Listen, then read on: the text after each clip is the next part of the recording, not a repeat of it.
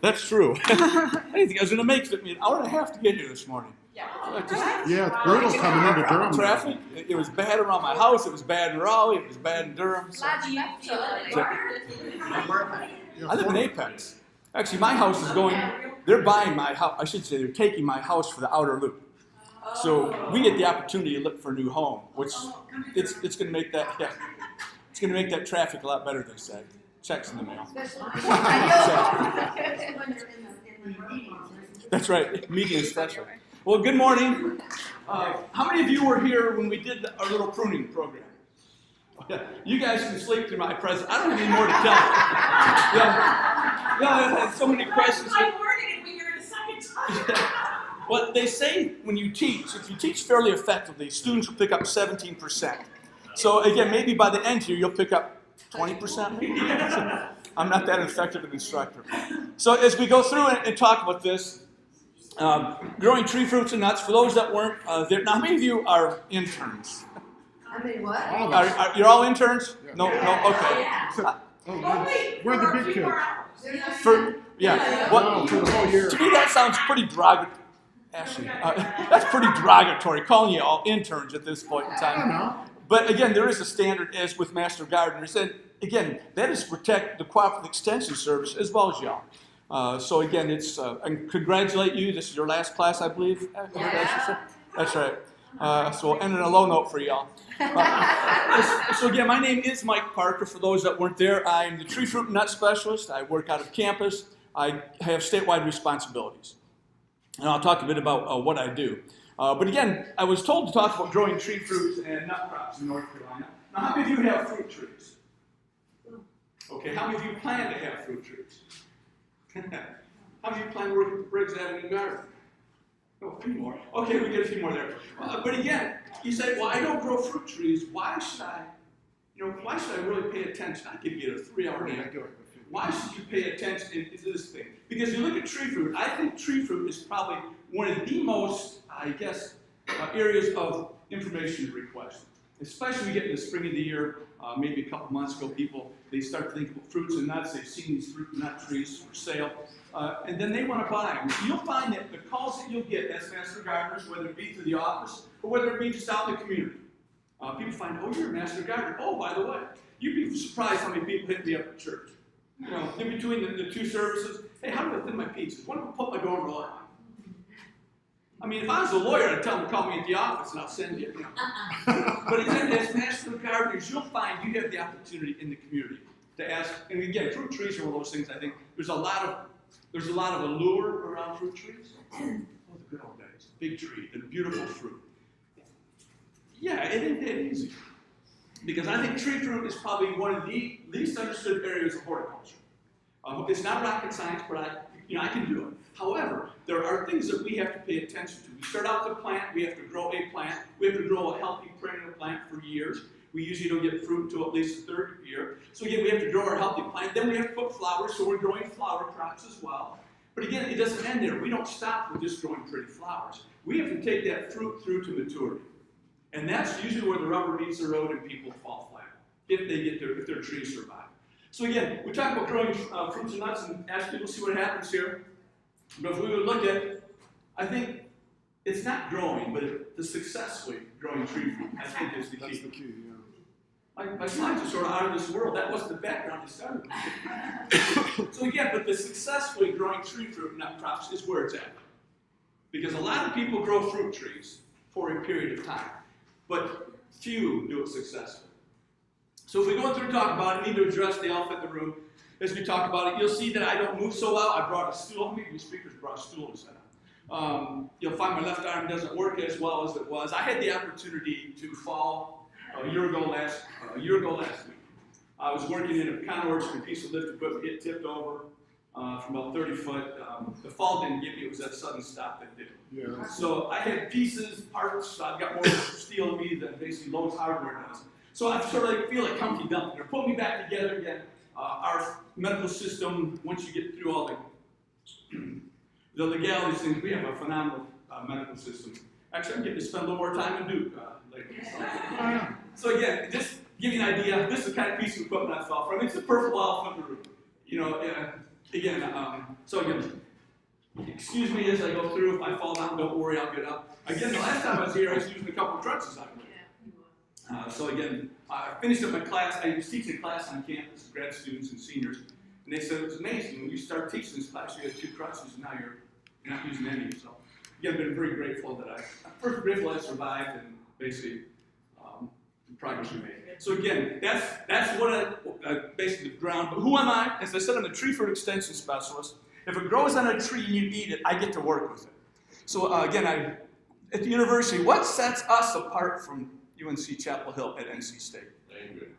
What's that now? Land grant. Land grant. And what does that land grant entail? You're exactly right. I think there's 3 things you teach people. Yeah, we do teach, yeah. Degree, and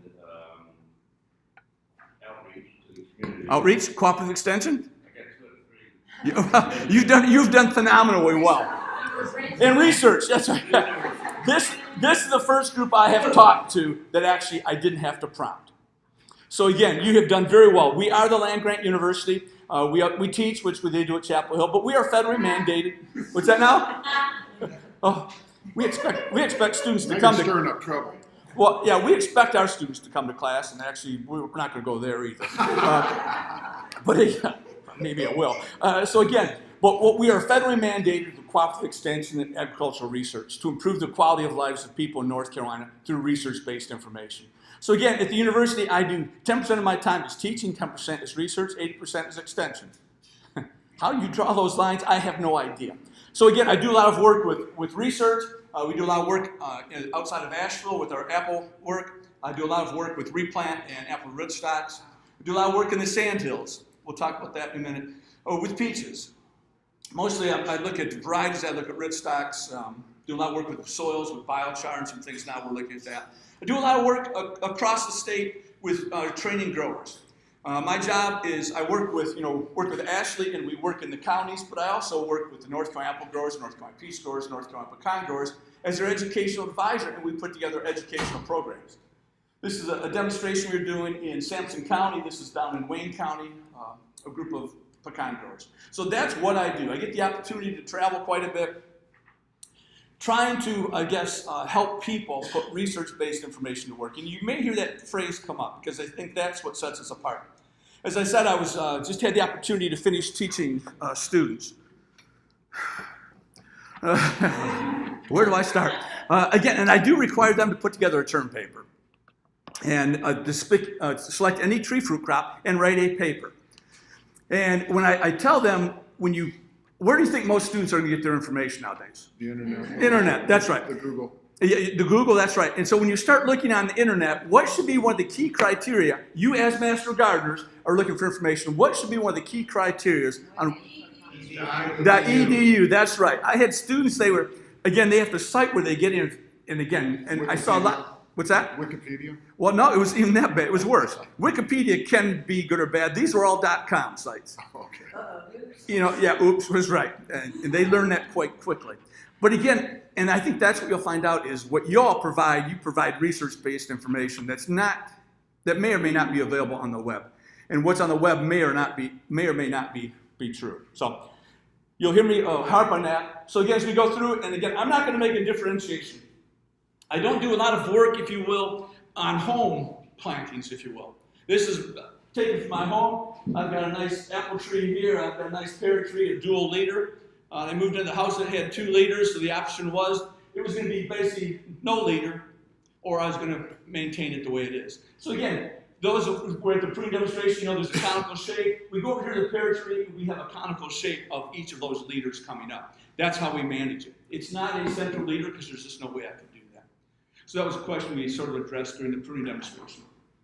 And then I've got pecan trees. My neighbor's got a nice big pecan tree. I've got this nice 10-year-old pecan tree. Guess how it got there? It was it really wasn't a volunteer. He didn't have any choice.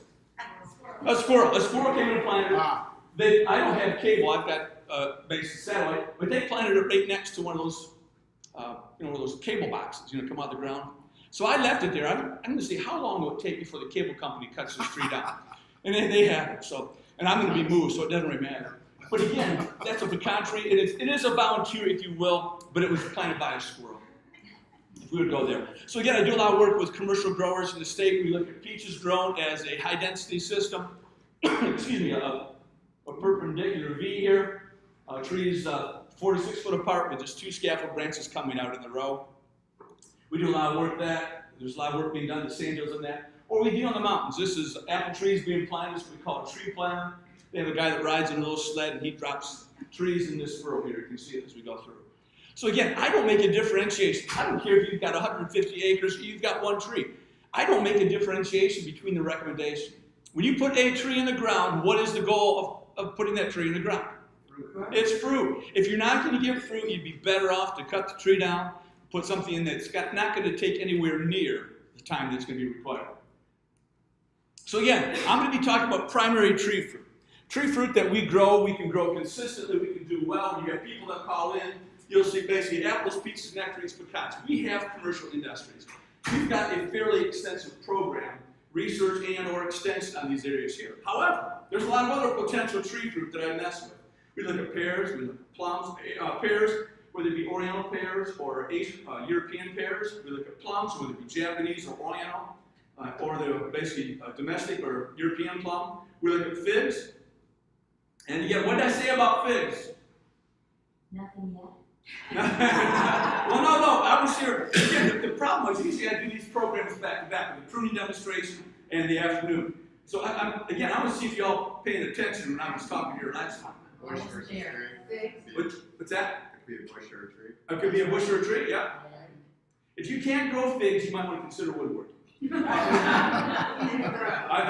that before, didn't you? Yeah. Because if you look at figs, figs are one of those crops that it basically, you plant it and you let it go. It doesn't cost you anything. You can take them from some of the cuttings. You can take them. So again, figs are something we can talk about, but there are some caveats.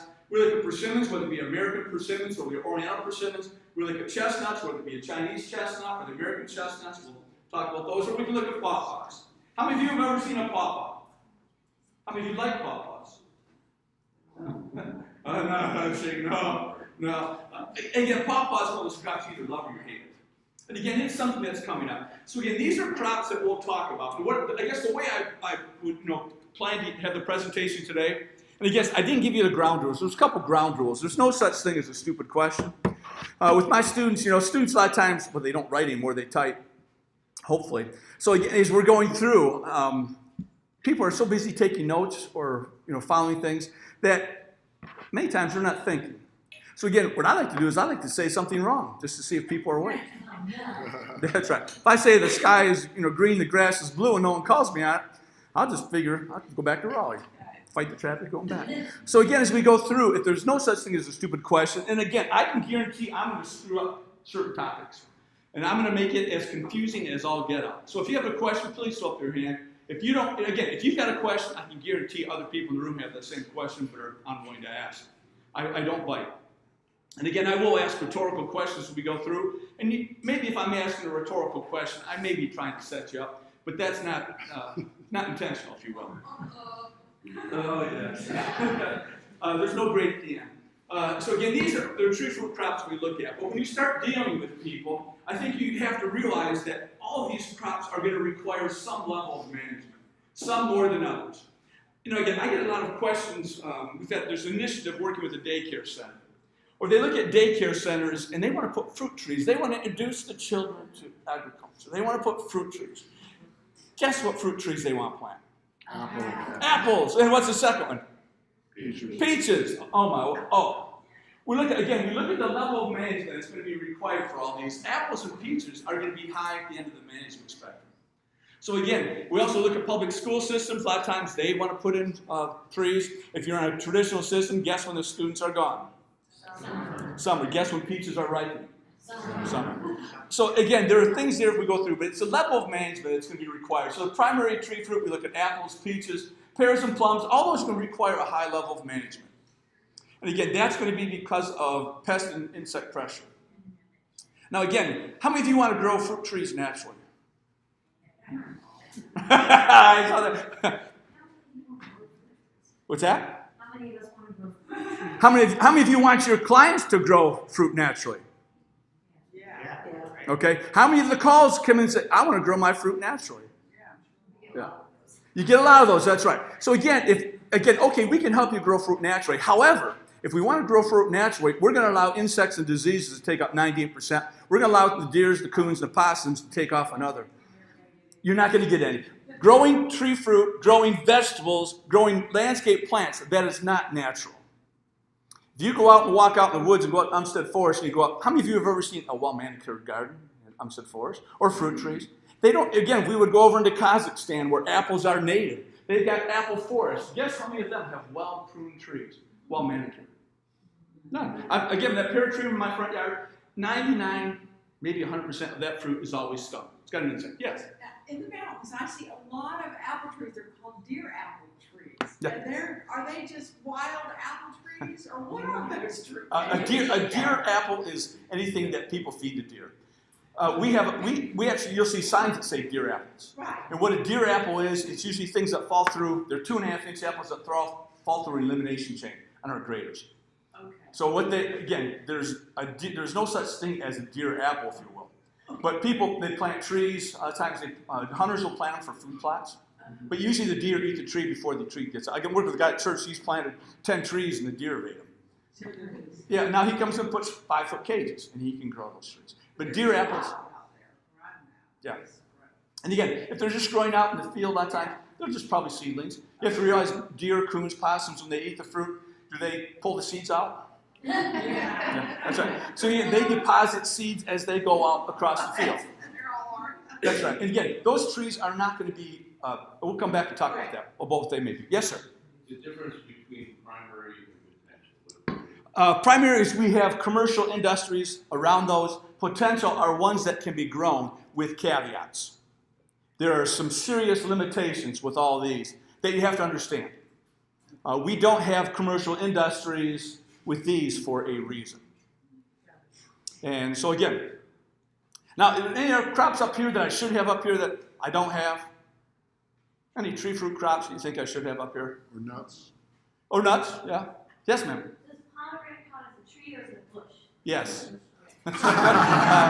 Pomegranates, again, because I'm going to jump into some. And let me ask you a question. So again, usually we get questions about cherries and apricots. They're a serious caveat. Pomegranates, pomegranates is again, they're usually grown as a bush, a multi-stemmed bush.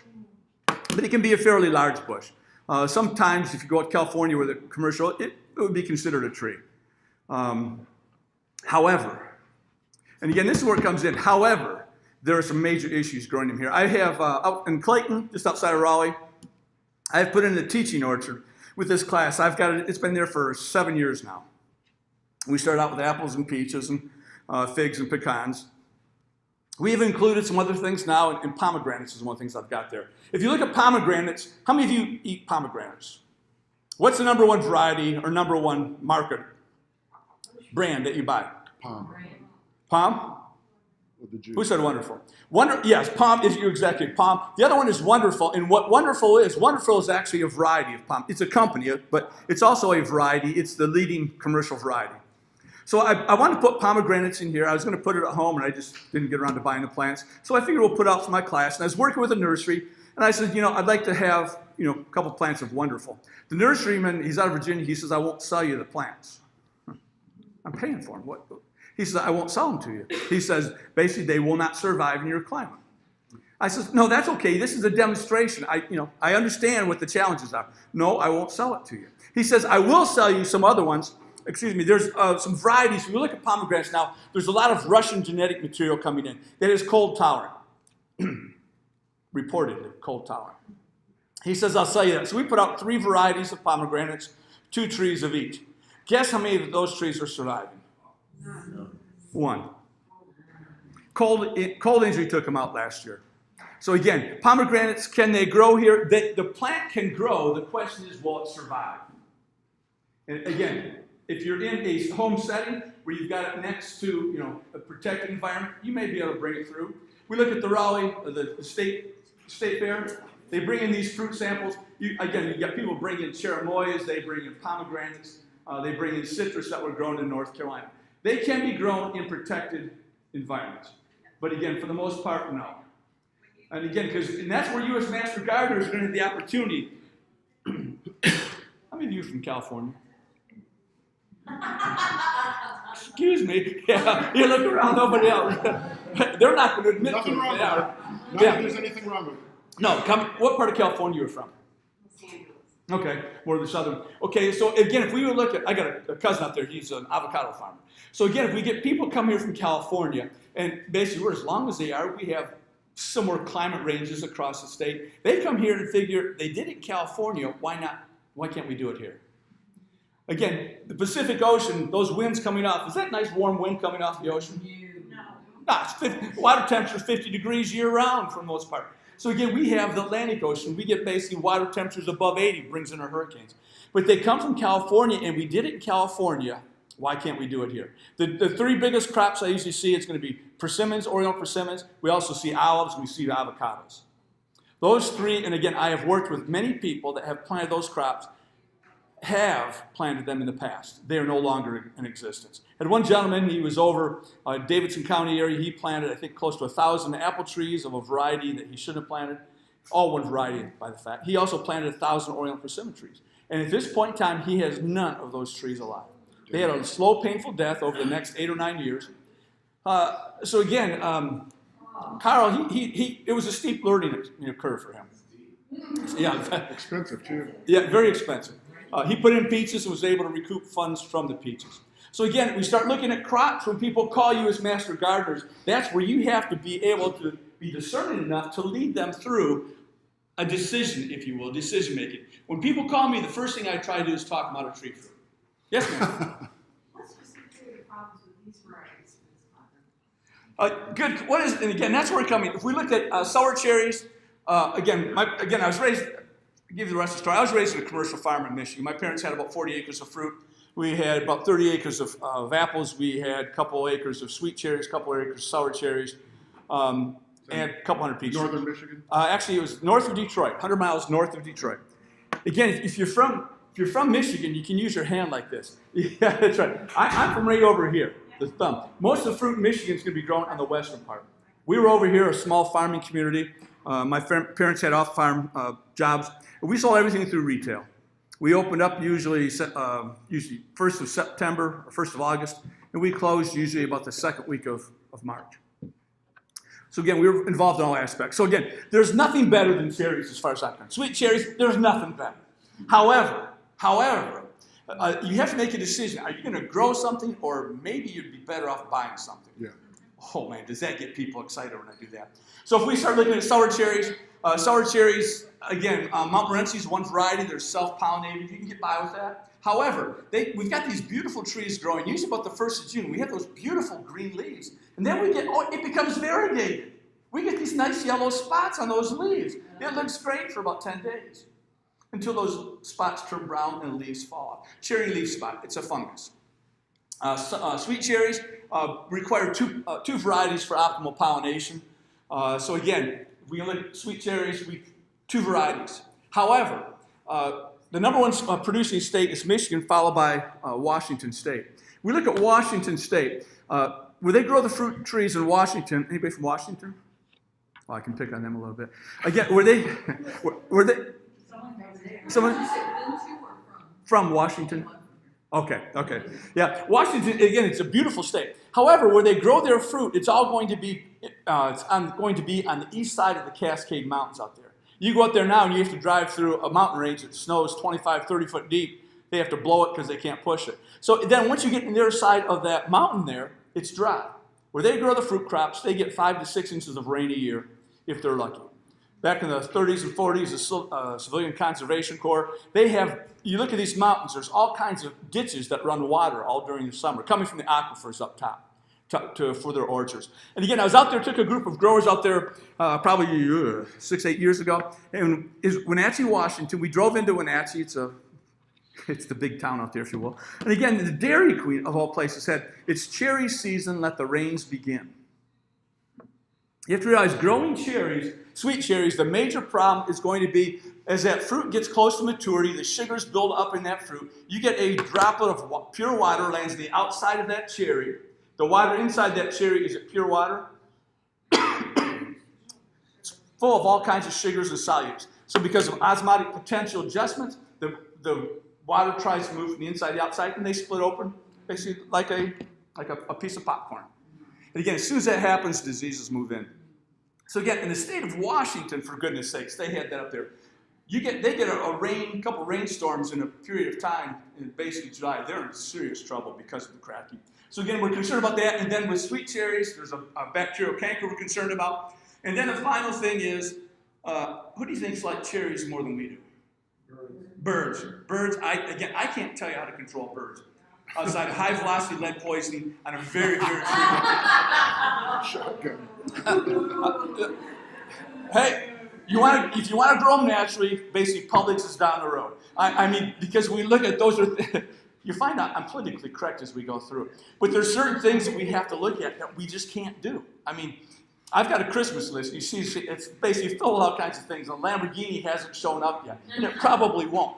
But you put these lists together of things you'd like to do, realizing it may not be applicable. So cherries, I don't recommend because of that. If we were to go up into Mount Airy, going up into Virginia, there's a couple orchards, fairly sizable orchards. We look at sweet cherries. I have a grower in Henderson County that grows them. And he usually gets a dew or heavy rain close to maturity. Those cherries crack open. He has a roadside stand. He can pick them that morning, take them in and sell them. He can still sell them for $5.99 a pound. Consumers are very forgiving if they know what caused it. You get a hailstorm, they're not hail damaged, they're hail kissed. Same thing, they split open, they're sweet. I mean, there's marketing. People will buy them. I can go down to the local food line. I can buy basically 9-row cherries coming out of Stemilt, Washington at $1.99 a pound. Yeah. So again, where do you want to spend your time? So again, I put that in there. Apricots, basically very close cousin to a peach. How many people like apricots? It's a delightful fruit, isn't it? However, they bloom early. Anybody grow a Prunus mume, flowering apricots? Yeah, when does it bloom? Late February? We've got one of those selections, usually on Trinity Road coming into Raleigh. It usually blooms about the first week of February, every year. Guess how much fruit we see coming off that plant? No. Again, you want to grow it for an ornamental? That's right. You don't see any fruit in yours either? Well, it's just to keep me going through the winter. Okay. It's beautiful and it smells so good. That's right. And again, and that's a very good reason to be planting that. The Arboretum on campus, you know, their slogan is basically something to bloom every day of the year. So again, and Prunus mume can fit that category. But if we're trying to grow them for fruit, and when I say growing for fruit crops, if I can't crop something 4 out of 5 years, if I can't crop something 80% of the time, I don't consider it to be viable. Does that mean it can't be done? No, it can be done. But if we go back and look at sustainability. So again, but there are microclimates where some of these things can be grown. Yes? So a lot of the issues seem to be around our humidity, like our inherent, what you were Yes. just talking about. Humidity as well as temperatures. Right, and that's where I wanted to come to next. So when we were reading the book, there's, this guaranteed chilling time on a lot of them. Chilling hours. Yep. And then, there's the problem that we come out of the chilling time. Well, they put flowers on. That's and- right. Yeah. So when you tell me about Michigan, or tell us about Michigan and Washington, it's much, much colder there. So Yeah. do not all of these trees just need a longer chilling time? Is it not? It's not chilling time, again, and I'm not sure much we can go into it, but again, plants, and I'll talk about chilling requirements, but they have a chilling requirement. Once that chilling requirement's been satisfied, they're out of the deep dormancy, if you will. However, they're going to need a heat requirement. They're going to need so many hours of warm temperatures before they'll bloom out again. So again, and that's what we look at. If we were looking at, peaches is a prime example. Peaches, we're starting to look at some varietal differences. But when that chilling requirement's been satisfied, we get basically a week of temperatures and they're blooming. That Prunus mume is a prime example. It requires about 350 hours of chilling. As soon as we get that chilling requirement, as soon as we get a warm week, it's probably your tree. As soon as you get a couple warm days, it pops out. So again, if we look at the northern climates, they just don't get, again, I was talking to my parents this past winter. And there was 1 week, it was actually a 10-day period, temperature never got above -2. Right. So in that same period of time, we had cold temperatures. We had a couple of days that didn't give above 40. So if we start looking at it, we get, coming from Michigan, I'll use that example. Michigan, you ever heard the term February blues? That is actually, it's a condition in Michigan during February. Again, there's a scientific reason for it. I know what that would be? Light deprivation, which results in what? Suicide. Depression. It goes back to its vitamin D. Yeah, depression is vitamin D deficiency. So again, there are issues that we look at. So again, if we get down here, we don't have that issue. We get warm temperatures. And a tree, does a tree have a thermometer? How cold is it?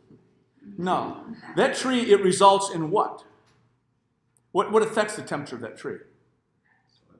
Soil, yeah. Anything else? Sun? Sun is a big deal. Again, we've got that tree sitting out there. Let's say the temperature is 40 degrees. And so we've got this dark bark on this tree sitting out there, and it's a bright sunny day. What kind of temperature is that tree going to realize? When you ever have people bring in trees and the bark of the base is split? What side of the tree is it usually on? Have you ever noticed? They call it southwest injury. Now, it's not always on the southwest side. But again, that's what it comes from. It comes from the soil, the sun hitting the soil, reflecting up, that bark heating up. It's like going out, getting your car on a sunny day. It might be 75, 80 degrees in the car. The temperature outside is below freezing. The tree realizes that. So again, we have to be very careful to realize what kind of temperature that tree receives. In Michigan, they don't have to worry about that in February. In Michigan, what they'd be concerned about is light reflecting off the snow. But again, the temperature is never warm enough to cause growth. Yes, sir. Does photoperiod come into it at all? Photoperiod does not. Okay.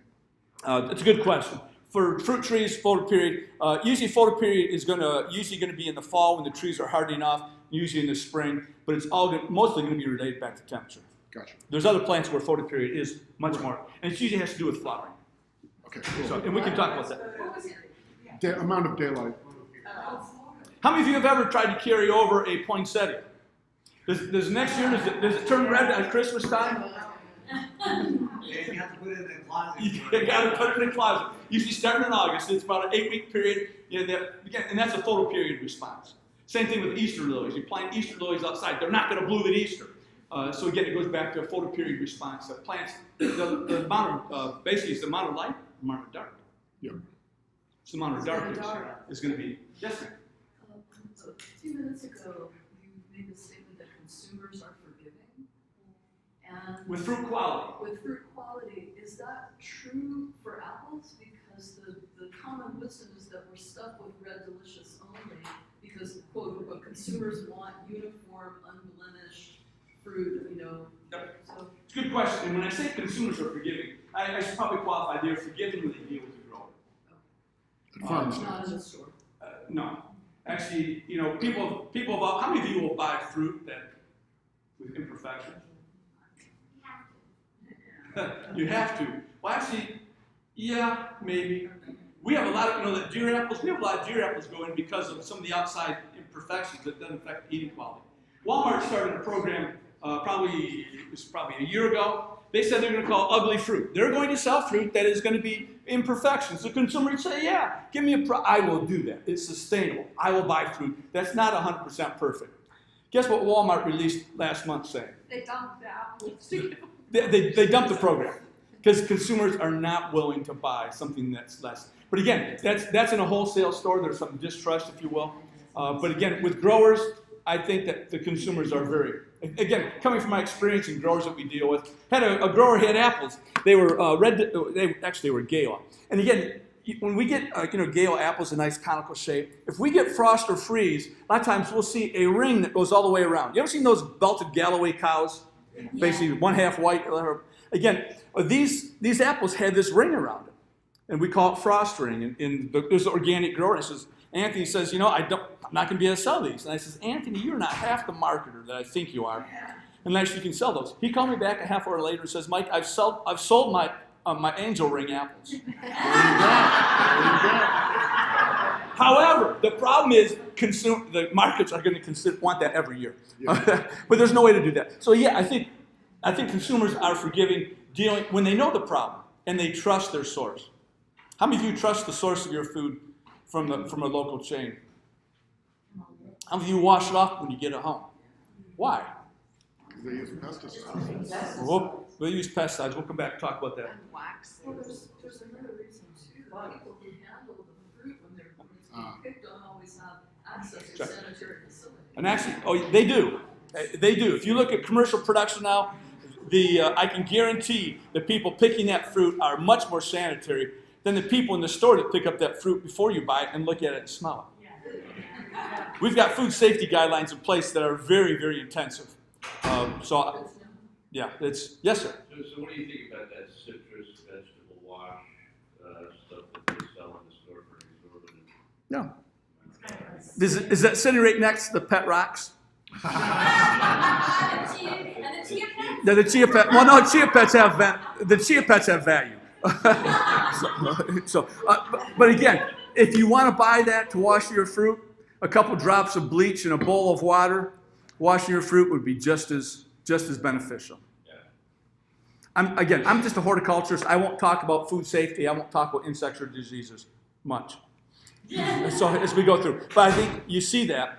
I'm not going to get through my presentation. How many of you have that? Yeah, it is. How many of you have seen the Dirty Dozen list? Again, Dirty Dozen, the Environmental Working Group puts that out every year. I showed that to my class, and it's Dirty Dozen, but they've got 13 listed this year. They had to add kale to it.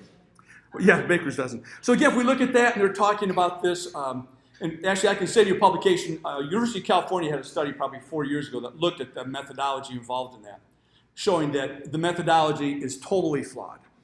It is a hoax.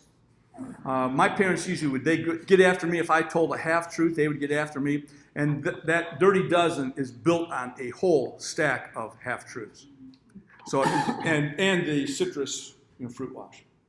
So we can come through and talk about that as we go through. But those are good questions, because those are questions y'all are going to be faced with. Again, if I make it through my presentation, it's fine. Ashley's made it available. You can look at that. Because what I'll do is I'll go through the first half. We'll talk about some of the considerations when you're considering about planting fruit trees. I don't do a show and tell, do this, this, and this. I want you to understand the underlying mechanisms. So when you start working with other crops, you need to be critical thinkers.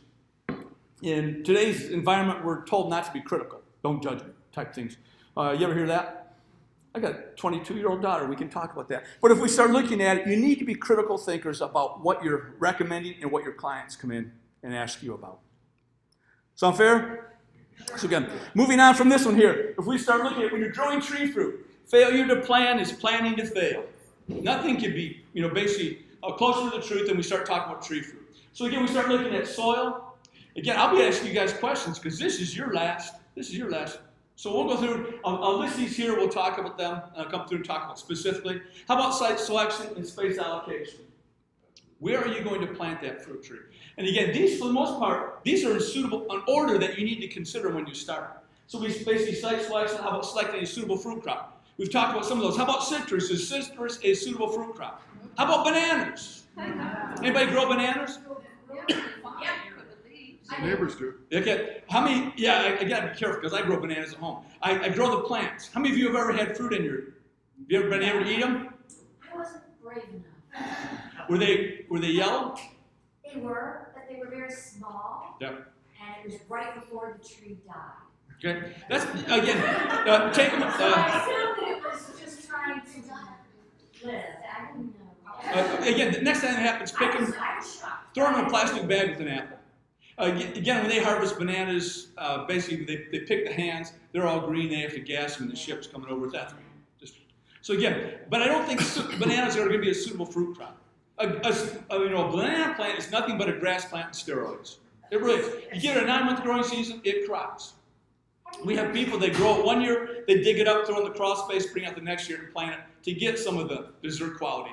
Now, there are some cold hardy varieties, but I've never mind flowers. Have you ever seen the Akebia vine fruit? What? Akebia vine. Akebia? Akebia. A-K. No, I've not. I gotta show you a picture of a fruit. Thank you. Okay. Nope, haven't heard that. So again, selecting a suitable fruit crop. Citrus is another good example. A lot of people, there are cold hardy citrus trees. Basically, if you look at them, there's some rough lemon ones, trifoliate orange. Yeah, sour orange. Again, trifoliate orange will survive most of our winters. The fruit's next best thing to battery acid, if you will. I was dealing with an agent on Harper's Island, Ann Edwards, and she said, Mike, we want to plant fruit trees. And I've got a little presentation I use in cold hardy citrus. And I says, quite frankly, it's a sucker's bet when you plant a citrus tree. It's not going to be basically, if they get killed with frost or freezes, we win. She says, Mike, I live in Harker's Island. I'm surrounded by the ocean. She says, I can do it. So I'm talking to a group like this, and we went through Friday. She planted, I think, 8 trees. I went back 2 years later, and before she introduced me, she came up to her in her coat pocket. She pulled out a jar of basically citrus marmalade. She says, Mike, I want you to know in front of these people, this came from my citrus tree. I said, that's fine. She called me next year and said all those trees were dead. So again, selecting a suitable fruit crop is going to be key. Cultivar selection, where do most people get their cultivar preferences? From the big box store that The big box stores that sells the 3, that's exactly right. Any other place? Grocery store, yeah, would they buy it? Either at the grocery store, either they bought the fruit and they like it, or they have trees that were sold. Any other places that cultivar selections? What's that? Kellogg's. Oh yeah, February. You're looking at that beautiful Kellogg. It's sleeting outside. Oh, this beautiful peach. Oh, this beautiful apple. It's got a gold star. It's even disease. Oh, what can I'll spend $50 a tree. Yeah. Now those ones you just referenced. What is their goal? To sell those trees profit. Now I'm not saying they're going to be dishonest, but they may stretch the truth a little bit. Actually, I think they need to have 4 more weeks of remedial training. I think they're great. Now 4 more weeks. Because what didn't you tell me? Why didn't you give me a source of research-based information that has no financial interest at all? Which is what? NC State, and by extension, y'all, Master Gardeners. The average consumer's not looking at that. That the average consumer is not. You are exactly right, and that's where y'all need to be missionaries, realizing that cooperative extension. It didn't come to the top of the list. I've only talked to one group where it came to the top of the list. Usually we look at these other ones where people buy them from. But you can all, that was sort of an unfairly asked question, isn't it? I'll give you partial credit. That's right, I warned you. So again, we start looking at that. Cultivar selection is something we'll talk about briefly. Talk about pollination. Pollination is crucial for many of our fruit crops. The rootstock selection. How many of you are from north of the Mason-Dixon line? When I say roots, you know what I mean? How about roots for the rest of you? Roots. Roots, that's right. I'm so confused now that I'm still working with growers in 28 years and I can't teach them. So we talk about rootstock, but what is underground? We like to talk about insect and disease control. And insect and disease control is really a misnomer. When it comes to insects and diseases, who controls whom? We dance to their tune, don't we? And then we talk about structure and safety considerations. I just put this in the last couple of years. We start looking at pecan trees. Pecan trees, it's a great crop. People, it provides shade, so they decide they'll plant it right next to their house. No, not a good idea. Yes? This rootstock, I was reading the book. It says check the roots. How do you do that if they're in soil? If you're trying to buy a tree, how does that work? I mean, what do you pull it out of the soil and check? Checking them for what?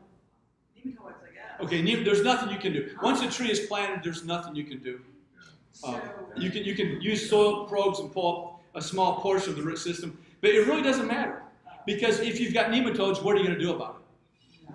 Nothing. Now again, I'll jump off another bandwagon here. As master gardeners, someone has a tree that's dying. How do you diagnose the problem? What are you going to do?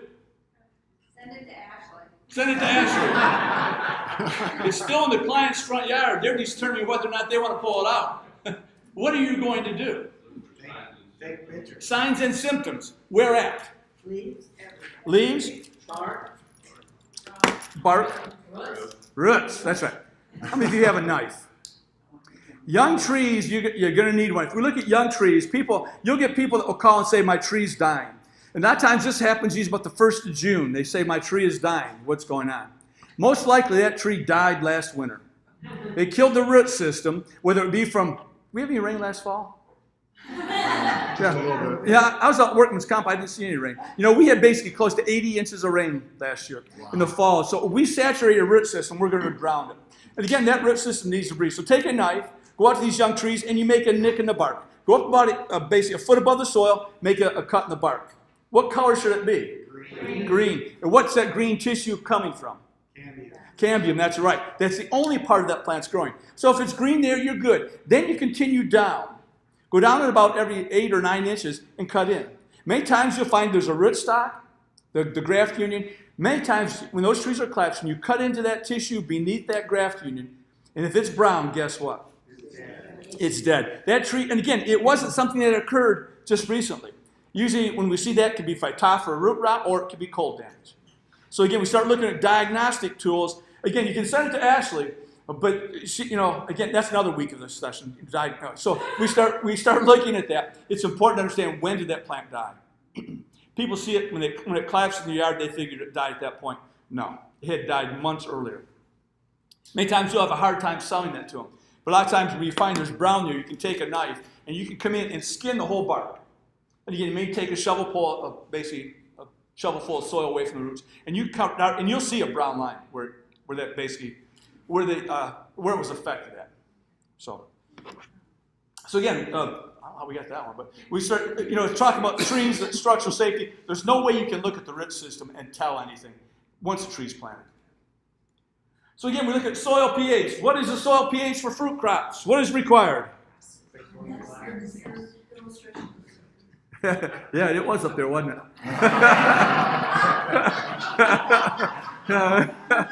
It was up there, and I can see, I think it shows me here what it is. Again, if we're looking at fruit crops, what is our native soil pH in North Carolina? Acidic. What's some of the, anybody looked at soil tests? I've seen soil tests down at 3.9. So again, we want most of our fruit crops, I want them to be somewhere around 6 to 6.5. So if I'm at 4 and it's at 6, it's only 2. We're friends. What's the difference between a soil pH of 4 and a soil pH of 6? 2 logs of difference. 2 logs difference, so 100-fold difference. So soil pH is going to be crucial. 6.0 to 6.5, I'd like to see that correct in the top 18 inches. So we want to correct fertility. How do we know what the soil fertility is? Soil test. Soil test. Who does the soil test? NC State. NC State, and that's wrong. Yeah, Commissioner Troxler, he'd be upset if I did that. It's North Carolina Department of Agriculture and Consumer Services. Now, the Extension Service will help facilitate. We have the boxes, the bags. We many times can provide transport. But it is done by NCDA. Again, that, as far as I'm concerned financially, but that's one of the best taxes I've ever seen. Yeah. In Michigan, we would pay basically $32 for a soil sample to have it analyzed. So again, we start looking at we're concerned about pollution of waterways. Where do you think most of the pollution is occurring? Do you think those farmers are polluting our waterways? No, it's lawns. It's lawns, that's right. Let's go, we can go look at a big box store on a Saturday morning. Excuse me, this time of the year especially. We've got these people, I won't pick on y'all in Durham, I'll pick up people in Cary. They're pushing the cart out. They've got a bag or two of fertilizer, usually 30 or 40 pounds. We follow them home. They've got a 6,000 square foot home. It's sitting on a 10,000 acre square foot piece of property. They've got 2 bags of fertilizer that and they're not afraid to use it. They come in, they cover the lawn, they cover the sidewalks, they cover the driveway. So again, and that all ends up basically in this river, if you will. So again, basically correcting fertility has to come from the soil test. So we can also do foliar analysis for larger plantings. But again, if people call and they say, I need to, again, as master gardeners, they call in and says, it's spring, I need to fertilize my fruit tree. How much do I put out there? I read a piece of information last night. It came through for my, before my students, and it says apply a cup of fertilizer. It said apply a cup of fertilizer per, and it didn't have any units. So again, if you use a cup of fertilizer, fertilizers, the 3 numbers, what do they stand for? NPK. So if we look at 888, what does that mean? 8%. Yeah, 8%. That's right. So what if we come out with a 1717? It's twice as much. So you put a cup of fertilizer out there, are we talking about 888 or 1717? Maybe even a urea at 32%. So again, it's understanding how you fertilize those plants and what is required. So again, we want a well-drained topsoil, 16 to 22 inches. If you don't have that, you might want to consider a raised bed or a berm. We can drown a tree in a heartbeat. So again, it's essential to test for nematodes. What are nematodes? Can you fish with them? No, they're not earthworms.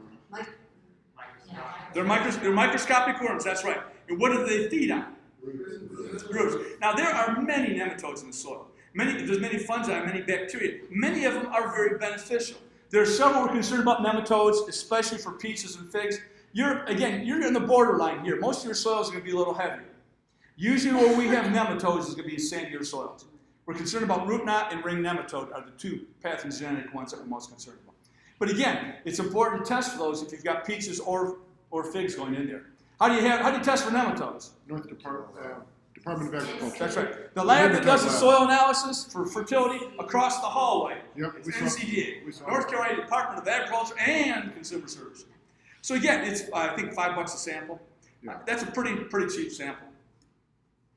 So we start looking at what determines how much fertilizer people put out there. Salesmanship, right up the top there. There's a major farm store, they usually put a sign up that says, "We now have pecan fertilizer in stock." Pecan fertilizer. What sets pecan fertilizer apart from all the other fertilizer? It says pecan on the bag. It says pecan on the bag, it does. But there's a huge difference in price. Right. You gotta pay for those words. But again, it's usually going to be a triple A, it's usually going to have zinc sulfate. A 2% zinc sulfate added. So again, the salesmanship, we talk about fear. If you don't fertilize your tree, it's going to die. If you're sitting on heavier soils, I've got some apple growers in the mountains that fertilize every third year. Realizing that tree that you've got growing there, it's taking fertilizer out of the soil, or you tap fruit that you take off, it's taking nutrients out of the orchard. However, the soil is a very, very good buffering. So again, fear is it. So again, we want to talk about how much fertilizer should people apply? Soil analysis. I usually like to recommend you pull a sample, you sink a soil probe as deep as you can, look at the top 6 to 8 inches, and then the bottom 6 to 8 inches. Have those analyzed separately. Don't put them in the same bucket and send that in. They won't be able to tell you. But again, you put them in those buckets to find out, when you dig a hole for a fruit tree, are you only going to be planting the top 6 inches? No. So again, I like to see basically a broad spectrum, if you will, sampling. Foliar analysis, you pull leaves off. We can look at visual observation. Again, most of the time, people are not going to do the foliar analysis. They should do a soil analysis. We also look at the visual observation. If you don't see 12 to 18 inches of terminal growth coming out laterally every year, there's a good chance that tree is deficient. Realizing all of our fruit crops are going to, with the exception of figs, are going to be formed on that wood next year or 2 years down the road. So it's important to understand the fertilization. And again, we do have rule of thumbs that we can talk about. This is sand hills, we're pulling our samples. We come in, we take soil samples, and again, down there I'm concerned about nematodes, so I take them from 6 to 8 inches. So again, I separate those out into buckets, but I also, in that 6-inch one, I also put them in plastic bags, send them off for a nematode analysis. So as long as you're taking the samples. So again, that's something we do. The literature says every 2 years with soil samples, and that should be good. Nematode analysis is only going to be pre-planted. Once that tree's planted, there's nothing you can do about it. So again, if we look at, this is an analysis that came in. I just pulled out a thing here. When I look at a soil test that comes in, people send in a soil analysis. The first thing I'm going to look at, I'm going to look at the pH. This one here, this is a pecan orchard. pH is 6.2. Then y'all know how to read a soil test sheet? Yeah, it's 5.2.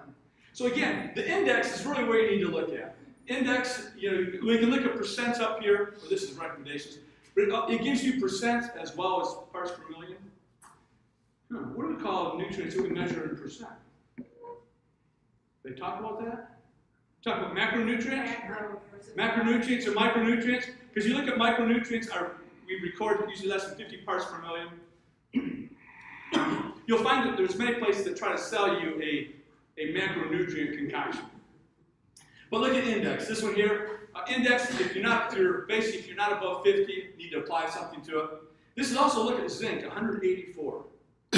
That's not bad for a pecan orchard.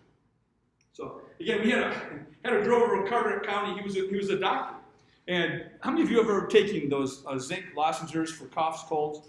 Yeah. Well, he had distributors that come and give him those things as samples. He didn't give them around patients. He took them out and put them around his pecans. He had a pecan index close to 1,000. So again, this is what you look at. This tells you what you need to apply.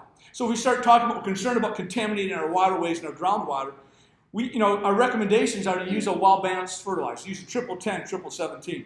There's a good chance you may not need phosphorus, you may not need potassium. So it's important to understand what's going to be needed. And this is where pH comes in. If you do not have your pH in the proper range, I can't tell you what to apply. Because if we would look at this, we look at pH across the top, the thickness of those lines tells you the availability. If we were to look at soil pHs, that one is 5.2. So we're right here. Look at how available phosphorus is. Minimally. So if we start looking down, all of these nutrients are going to be limited, except for we get down into some of these things that iron, manganese, boron, copper, and zinc, molybdenum. I talk about macronutrients. What are these? Micronutrients, that toxicity can become a problem.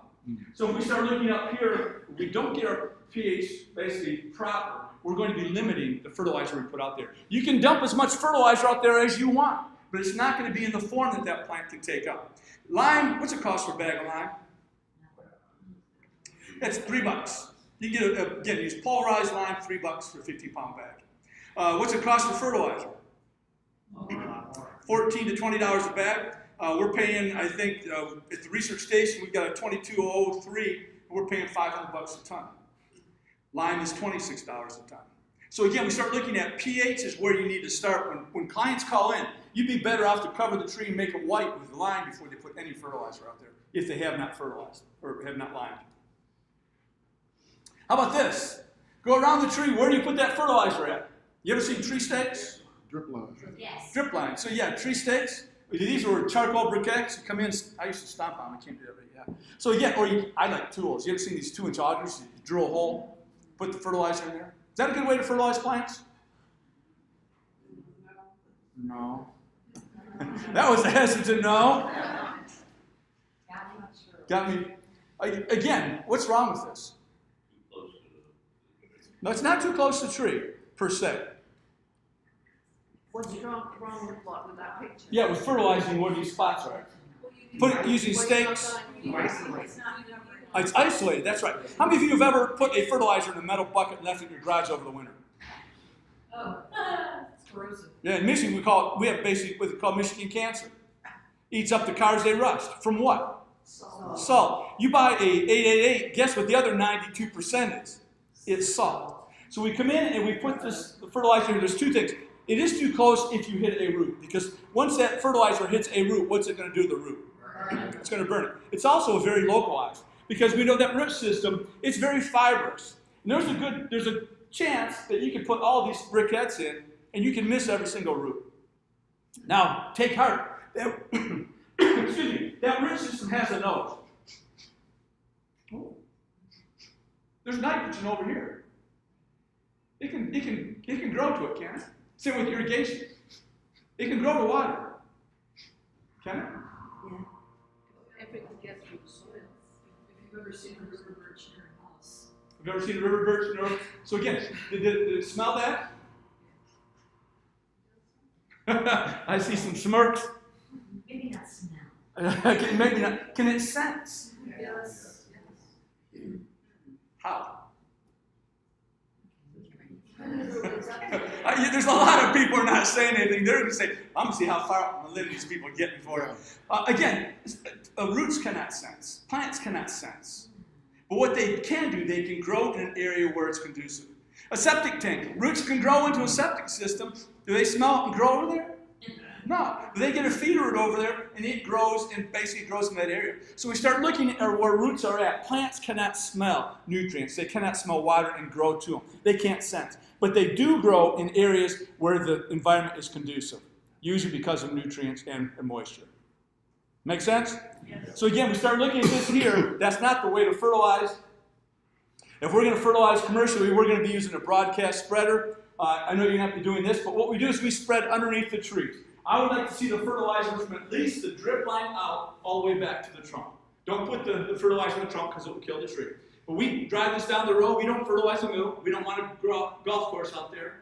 We put it underneath the tree. If I'm going to fertilize 1 or 2 trees, I'm going to take a solo cup, red solo cup.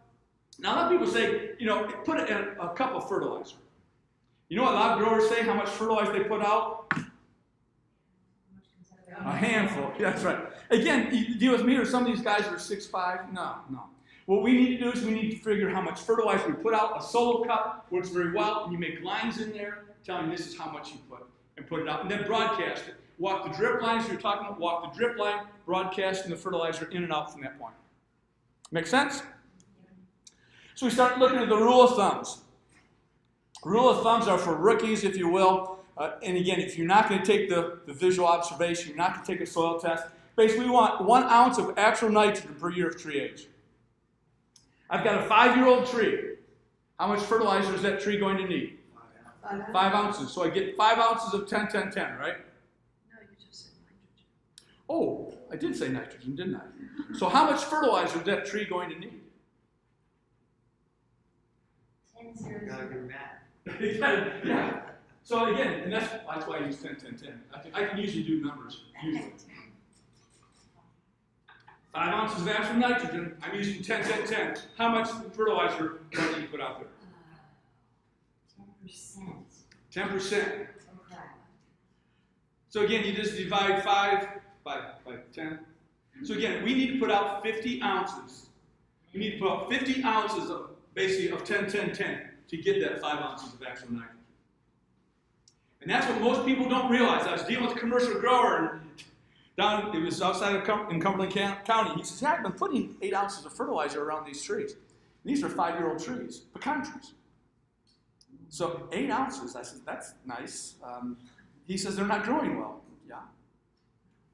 It's understanding what fertilizer, first of all, what are you putting out there? So again, 1 ounce of actual nitrogen, basically it's a rule of thumb, best I can come up with. Again, we look at pecan trees. For young trees, 1 pound of triple 10 per year of tree age. So you got a 5-year-old tree, put out basically 5 pounds of 10, 10, 10. So however, for bearing trees, we start looking at this, basically 4 pounds of 10, 10, 10 diameter breast height. You go to the tree, what is the diameter of that tree? If that tree is 20 inches across, how much fertilizer is that tree going to require? 80 pounds.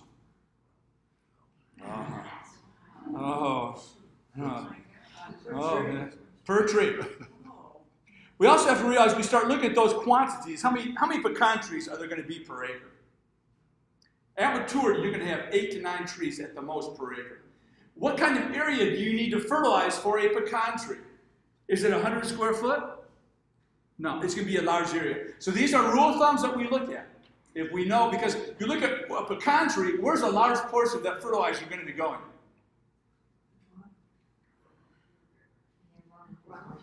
Runoff? What's developing that wood? That huge tree structure.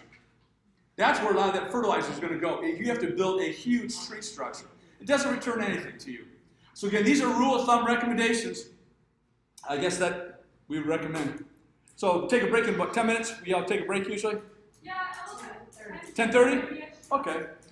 I'd like to get halfway through, but you guys are asking too many questions. So again, we start looking at where do you put these trees at? Site selection is going to be the key to success. Site selection dictates the future success of that tree. We want them in full sunlight. We want them for fruit initiation. Those flowers that are, or those fruit that are growing now, when were those flowers formed? Actually, they were formed last summer. Last summer, June. And again, it's what we call fruit or flower initiation. It's a biochemical process. In order for that flower to form as a fruit bud, that leaf is going to require at least 30% full sunlight. Well, you say basically full sunlight's a long ways from that 30%. What happens if you move 18 inches inside a tree's canopy? What happened to light levels? They drop significantly by half. That's why you look at old fruit trees. Where's all the fruit going to be? Apple trees? It's on the outside. Strictly a light issue. So again, I read these catalogs, and my students, they said, you know, apples, plant them in at least 8 hours of full sun. Where'd you get that from? And I know where they got it. It was a garden note. So again, when you look at fruit trees, full sun, it's non-negotiable. With the exception of pawpaws, they should be planted full sun. You ever seen a fruit tree growing at an angle?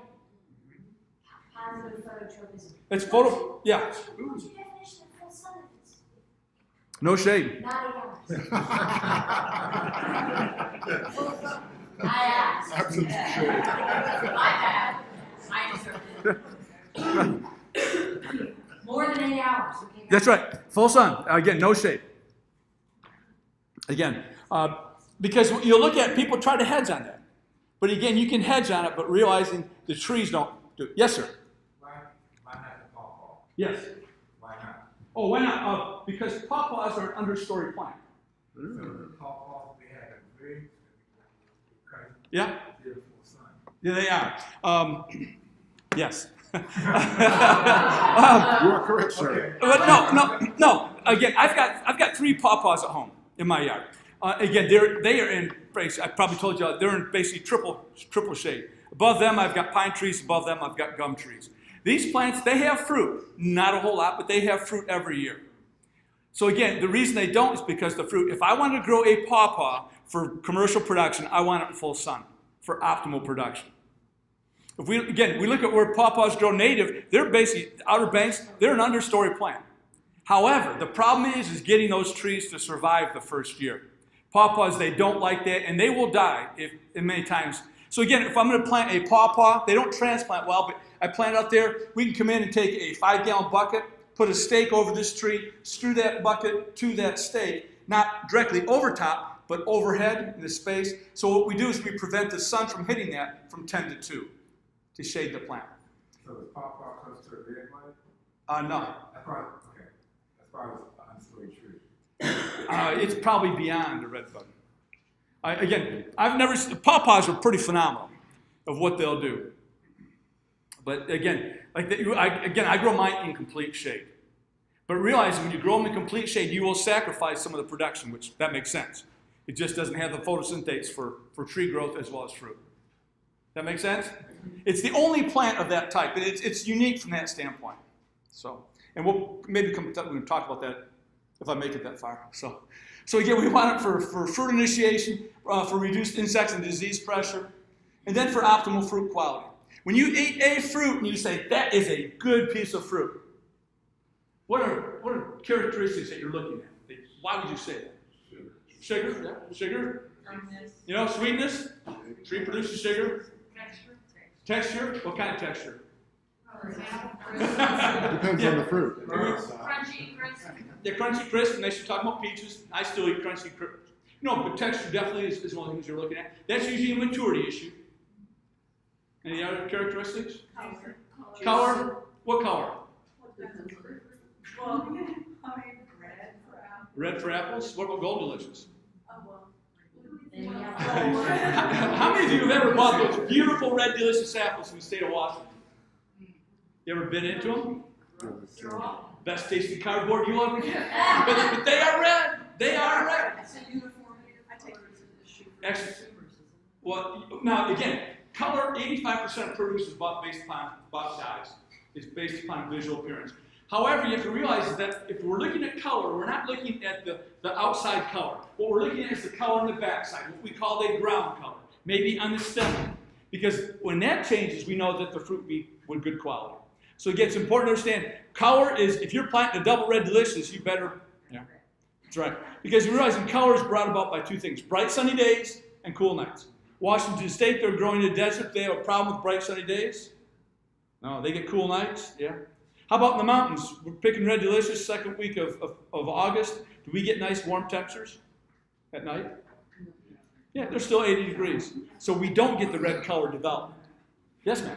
Well, I've eaten red delicious right off the tree from the mountains. They're crispy. They're crispy and they're good. Yeah, they are. Again, we've killed the red delicious market because we've picked them. You know, Washington State, you know, they're selling fruit for 11 months out of the year.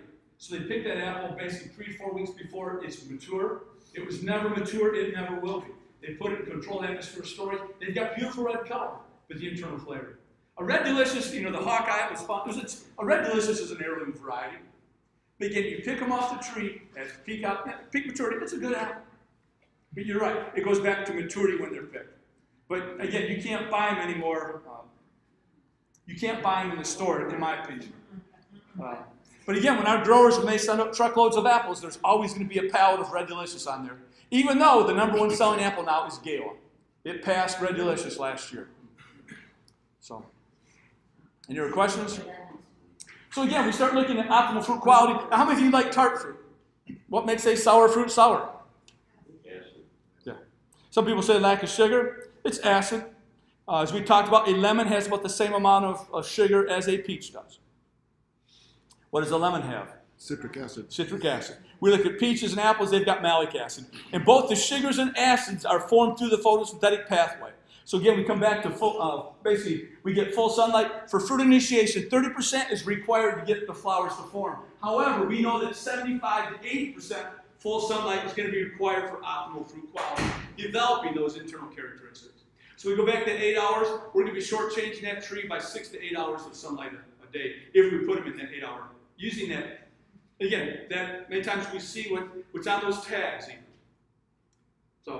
So optimal fruit quality for sunlight. Frost and freeze probability, stay away from the low-lying areas. In this part of the state, actually North Carolina, the number one challenge for growing tree fruit is going to be frost and freeze, killing the blossoms during spring.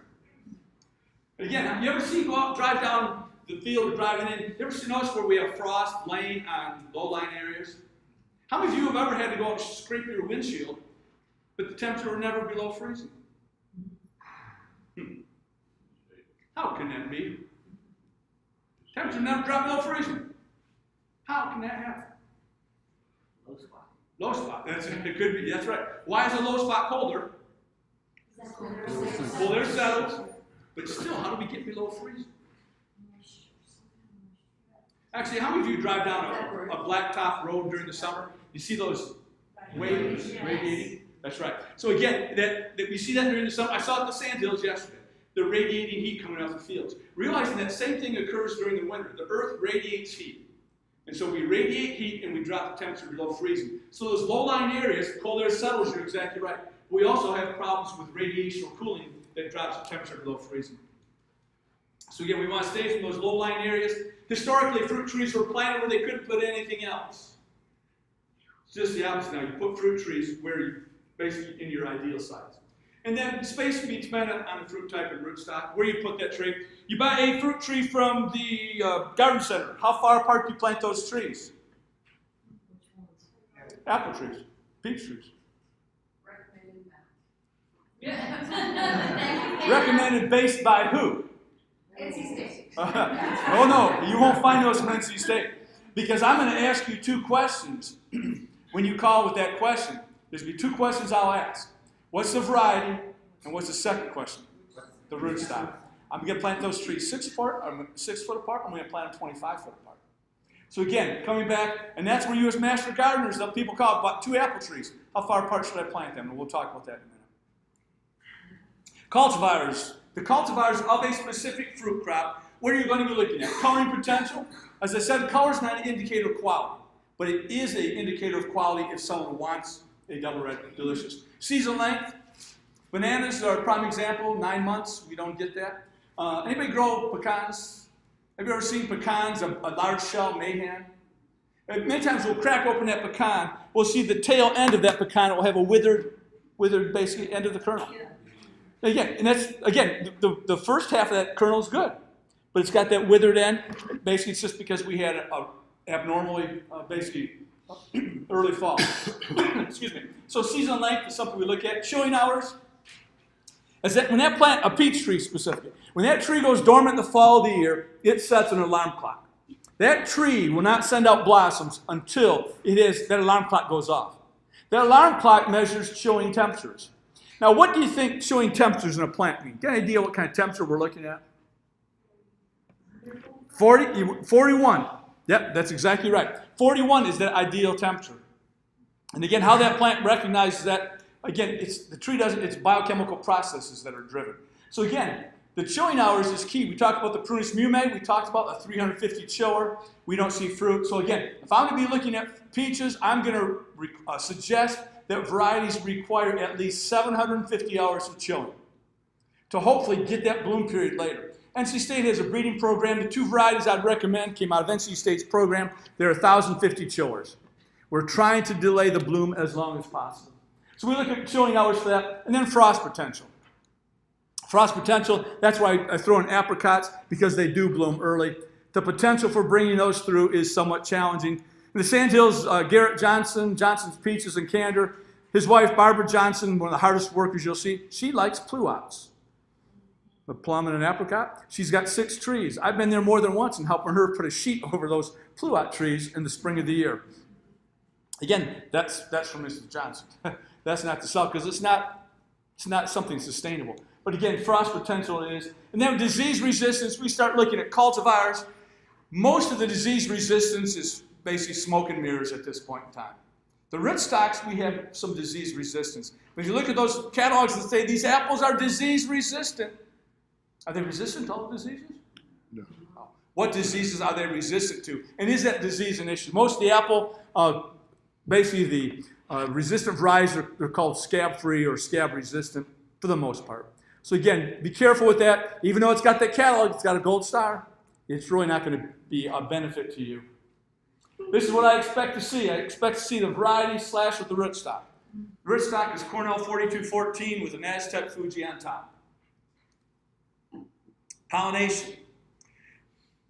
Our bees here are going to be crucial. Some of our fruit crops require bees. Apples, pears, pecans, and plums. Cross-pollination is going to be required. Pecans do not require bees. Pecans are wind pollinated. But we look at apples, pears, and plums. I recommend cross-pollination. Now, you'll look at some of those catalogs. They'll say, well, these apples, Golden Delicious, they're going to be self-fertile. You can plant one tree. Those half-truths again. Again, I recommend 2 varieties at least. We look at peaches, self-fertile. What's the difference between a peach and a nectarine? Fuzz. Fur, that's right. There's one gene, and that's pubescence. So nectarine is nothing but a hairless peach. But again, we go back in, we do whatever we can to protect bees. Bees are some of the most basically traveled critters there are. Where do most bees overwinter? Get an idea? If we're not here. They end up in Florida. Then where's their first stop on their journey? Actually, no. They go west. There's a small crop out there, $2 billion a year of almonds. They run to California, then they come back to Georgia, and then they move up the coast. So again, bees are some of the most traveled critters because bees are responsible for our food supply. Without bees, we're in serious shape. So again, we never spray our trees when there's bloom on the tree. How about if there's blossoms under the tree? You ever hear about that? Should we be spraying things? You know, the trees, it's dropped the blossoms so I can spray them. But you've got flowers planted underneath your fruit tree. There's a good chance you can kill the bees at that point in time. We have, anybody a landscape designer? Landscape designers sort of look at the world a little differently, in my opinion. Again, we have a studio, and they have a students put a sign there. It has a picture of a bee, and it says, if we die, we're taking you with us. Nice. That's true. Yeah. Again, bees are responsible. A majority of our fruit crop requires bees for pollination. So again, we can also talk about fruit trees are budded or grafted. We have a variety on top, the sign, with a rootstock. And we graft. Grafting is we take a piece of wood. Budding, we take one bud to put underneath that tree. Why would we do that? How can you use, again, you buy trees that way. How is you use master gardeners? How can you use that in your program if you want to work with fruit trees? You want to work with schools. You want to work with kids. How could you use budding or grafting in a demonstration? Use a tomato. We can use a tomato. How about using a fruit tree? So again, I bought these trees at a local big box store. This is a pear. It's 4-in-1. This is bought outside of Raleigh. They've got basically Angel, they've got a Suckle, they've got a Fungus Beauty here, and then we've got a Bartlett pear here. This is a good sale because this tree will be dead in 3 years. They selected 3 varieties that are very, very sensitive to fire blight. But as master gardeners, you could come out, you can look at my website. Y'all heard of Lucy Bradley, Almanac Gardener? Lucy and I did a program probably 10 years ago now, where she had her tree in her front yard. It was one variety. We put 3 other varieties onto it. So we come in and we grafted those varieties. So we've got a fruit tree that's growing 4 varieties of apples. The research station I worked at in Michigan, we had 9 varieties of apples on that tree. You really want to blow people's minds. You see a tree, a red and yellow apple in the tree. Talk about global warming. You can talk about genetic aberration. You can get people really excited. But it's something you can do that doesn't cost you anything. And it's a great conversation starter. So again, we start looking at fruit trees like that. Now again, you look at those fruit trees that same place. I bought these. They've got dwarf apple trees, and they've got dwarf apples, yellow delicious, and they've got apple red delicious. Some sold 8 hours or more. So. And again, when you see tags like this, you don't walk away from these trees, you run away from them. How far are you going to plant them apart? The recommendation, there's no recommendation on this catalog here. What's it grafted onto? If they can't tell you what, how many of you have ever bought a car and didn't look underneath the hood? Oh, I'm sorry. Was it a Prius? So,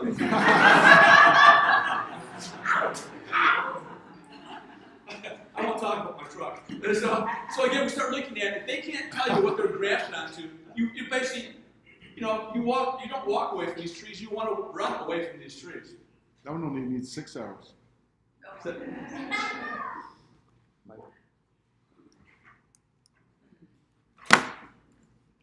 Yeah. my clicker broke.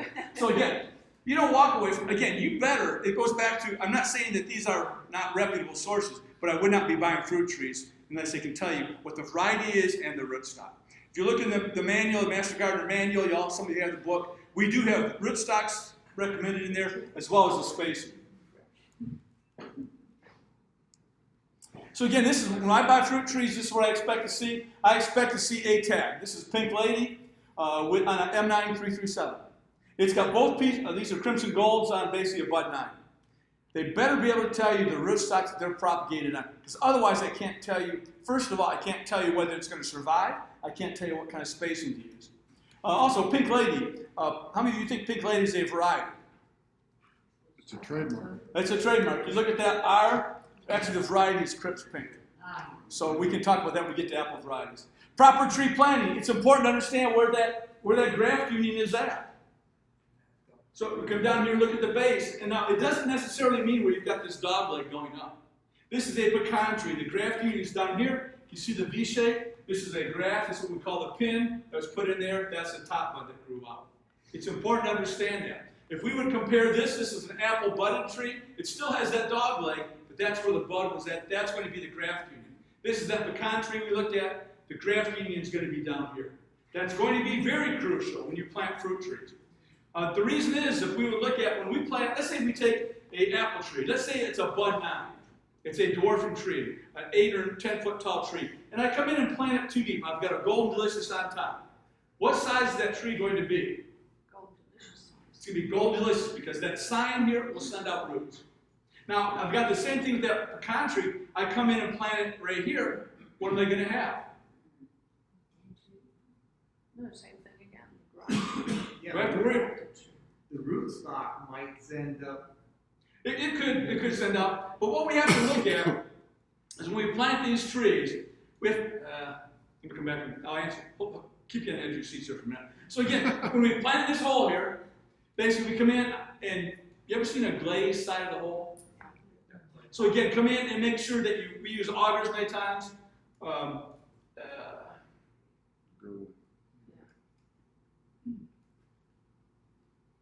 sure what's going on here. I did wear it out. That'll be the first time. Well, we'll take a break in a minute here. Now let's come back and talk about that. If we look at, we need to come in and we need to scarf the hole there. That glazing there, when you use a shovel, basically when you glaze the side of the hole, especially in your clay soils, what kind of root penetration will you have outside of that hole? Zero. It's like putting it in a pot. Roots are like, they don't like change. So you come in, you give them a hard wall they have to grow through. Rooting is going to be limited. So again, when you dig that hole to put your tree in, what should you put in that tree hole? Amend the soil? Fertilizer? Water? Compost? Tree. What's that? Tree. I'm with you. You got it. The best thing you can put in that hole is you need to put the tree in the soil you took out. If you need to amend that soil, that you should amend the whole site.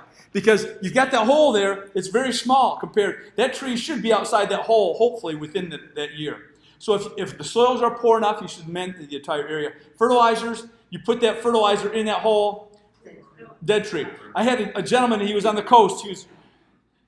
This guy, he was very wealthy. And it's a good thing. He was planting pecan trees, and he was right on the sound. Beautiful house there. He had a pecan orchard there, and he wanted to plant new pecan trees. He was successful in business. He came back, and he called me and says, yeah, I planted another 25 trees. I said, that's great. He says, I dug a 4-foot deep hole. That's good. He says, I put 40 pounds of fertilizer in the bottom of each hole. Guess where that fertilizer went? Into the sound. Into the sound. So we start looking at it. If we're going to fertilize trees, we're going to wait till the soil settles to put fertilizer around the base of them. This is again, I would much rather bare root trees be planted. All the trees that I plant, if I have choice, are bare root trees. I get them in mail order, dormant. This is the problem we end up with if we buy trees that are in pots. Those roots that start to grow around that pot, you take them and drop them in the ground. Those roots, they're sort of like me. They don't like change. They're going to continue to grow in circles. They'll do that until they girdle the tree. So again, they will girdle the tree and kill it. So if you get a tree like this, how are you going to handle that as master gardeners? How are you going to work with this tree?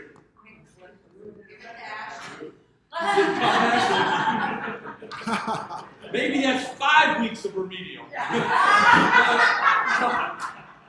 Detention. Again, you've got like this, come in and cut that root. Come in and cut it. So again, you have to be very careful when you're planting fruit trees. Now again, there's some people in North Carolina that, how many of you are familiar with permatil? Permatil, it's kitty litter on steroids, if you will. You put it in the soil, it causes the plants to do all kinds of things, supposedly. This gentleman, he recommends coming in around the base of the tree, come in a permatil around the cower of the tree.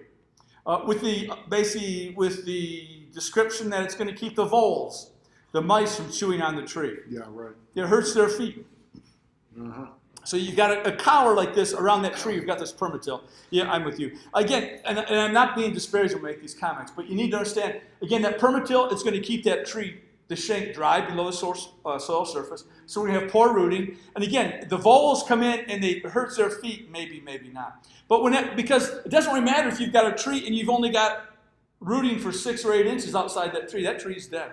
If vole finds a root, it's going to take it from out there and it's going to till back. And even if it doesn't mind permatil, the root system's gone. So again, it goes back to if you're planting fruit trees, the best you can put in that hole is going to be the tree. And the natural soil. And the natural soil around it. That's correct. Okay, break. Break.